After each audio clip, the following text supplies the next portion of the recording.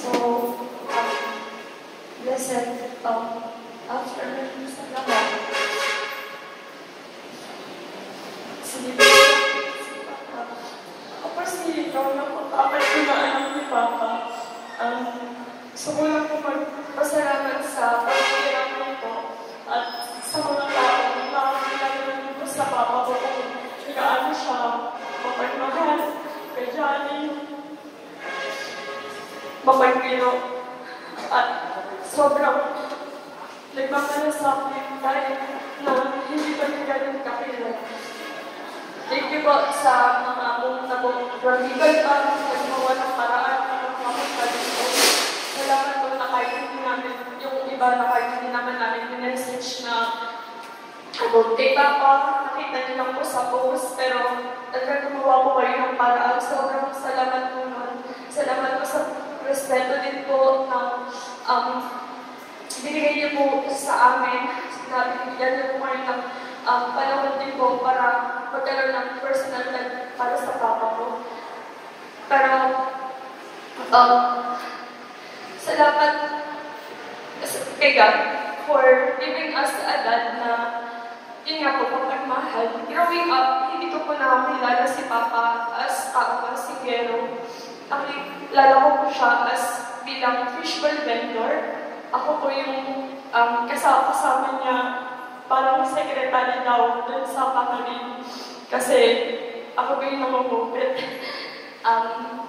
Ano po, parang gusto ko lang po talaga sa mama doon, sa kanya po ko din siguro nagmana kapag dating sa tinuruan niya po ko yung sa kamay-kamay. Isa po sa mga hindi ko makakalimutan kay Papa.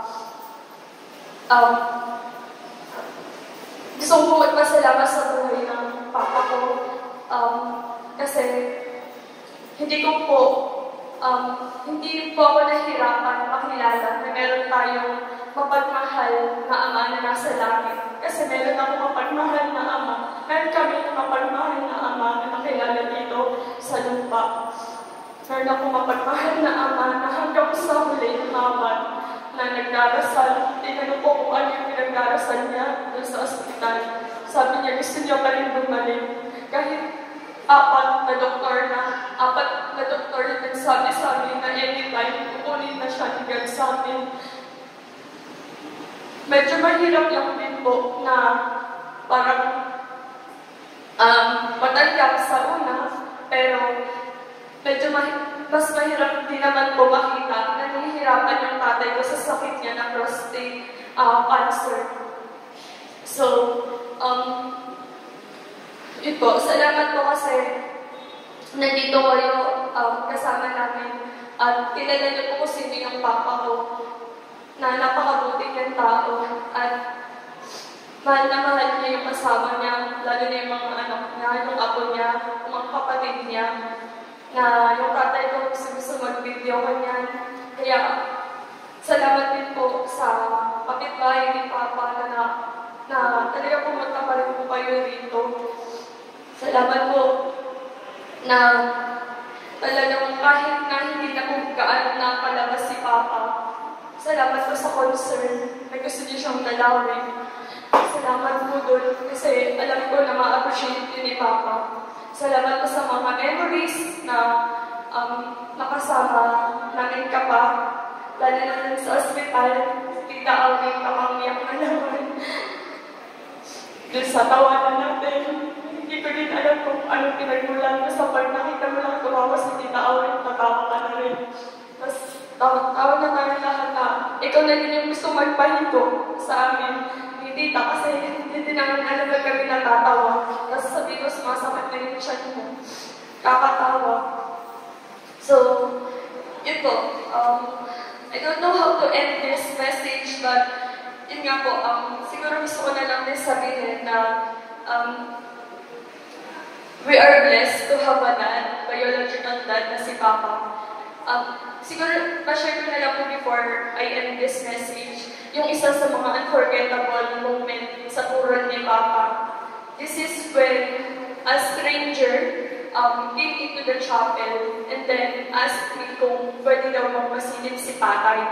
And that night po kasi, dalawa na po yung patay doon sa chapel. May bago pong dumating. So, tinanong ko kung sinong tatay kasi mamaya mapasokan ko kay Papa. Tapos, hindi naman pala yun yung gusto niyang malaman. So, he confirmed naman ko na si Papa nga yung gusto niyang masunyakan. And then, I asked him kung saan niya nakilala si Papa. Sabi niya nga po, sa kabarin nga daw po kasi nagtitinda nga po si Papa ng fishball. Tapos, sabi niya, ang dami daw sana gusto pumunta na kabarkada niya. Mga kabarin high school dyan, shout out. Yung mga kaibigan dito pala, ako, mga kaibigan ko, kilala si Papa. Gusto nila na mag-practice sa bahay para libre na renta, ganyan din sa mga ate ko, kaya ate Wen, ate Ana, ate Marie, lahat yan dumaan kay Papa. Na ganyan yung mga narinig namin. Meron pang kaibigan sa ate Marie na sobrang pati nito rin kay Papa. Na pumunta din doon na grabe, kahit wala talaga yung sa dugo, kung meron talagang taong katulad ni Papa na marunong makisama na kayang matouch yung heart natin, magkaroon ng impact talagang tatatapatan na kahit gano'ng makatagal yun. So, going back to my story, yun, sabi nga ng strange man na yun na doon niya nakilala si Papa sa Kamarin na nagtitinda ng fishball. And then, bigla niya lang nakwento na one time daw, bumibili silang magbabarkada kasi si Papa, hangang-hangang nga din daw po siya kay Papa kasi alam na daw po ni Papa yung oras ng uwian. Bilang namin, yung mga estudyante, tapos yung oras ng labasan din sa may, kasi doon, ibang simbahan sa bandang Kamarin sa Brixton. Talagang tatapatan niya na siya tatambay para sa ako paglabas bibili sa kanya. So, yun po. Meron daw instance na bumibili silang babarkada, tapos siya na lang yung hindi pa nakakabili kay Papa na katusok. Bigla siyang namansin ni Papa, tapos tinanong siya bakit hindi pa siya nakakatusok ng fishball. Sabi niya, hinahanap niya yung 5 piso niya sa bag niya kasi makita. Sabi daw ni Papa sa kanya, okay lang kumuha ka na kasi yun nga yung mga kaibigan niya, kumakain na siya na lang hindi. Tapos kinabukasan daw nung babayaran niya na yung fishball ni Papa. Si Papa daw dito nakakatan natin na di pa na siya nakapagbayad. Sabi lang ni Papa sa kanya, okay na yun. So yung binigyan niya ng 5 piso, sobrang tumatak po yun sa kanya. Meron ng kaibigan kanina, sabi niya baka nagutot na gano'n ng tao to, kaya niya na tandaan yung instance na yun. But maybe not. Maybe because yung ganong show of kindness na ibibigay natin sa bawat isa, kahit sobrang liit na kabaitan lang or kindness, malaking impact na yun sa tao na pwede tumatak sa kanila kung sino tayo. So, sa buhay ni Papa, isa po siguro yun sa lesson that God used Papa to remind us that let us show a little kindness. Unti-unti lang, kung di natin kaya sobrang laki agad, like donation or everything. Kahit acts of service man yan, kung wala tayong financial capability na makapagbigay. Onting tulong lang na servisyo, asikaso, ma-appreciate yan ng tao. And at the same time, tayo na nakaka-receive ng mga ganon, let us also be grateful. Kasi minsan, doon na tayo nakakalimot na sa sobrang natin tumitingin na kung ano yung mali ng tao, nakakalimutan na natin ma-appreciate na mahal tayo ng tao, na sa yun po, yung Papa ko naman, hindi naman po yan perfect na tao, pero alam ko at alam niyo din naman po siguro na sobrang niya magmahal na kahit na medyo matagal sila kasi mama ko po OFW, pero bumalik yung mama ko na nandito pa rin si Papa na nakagraduate kami lahat.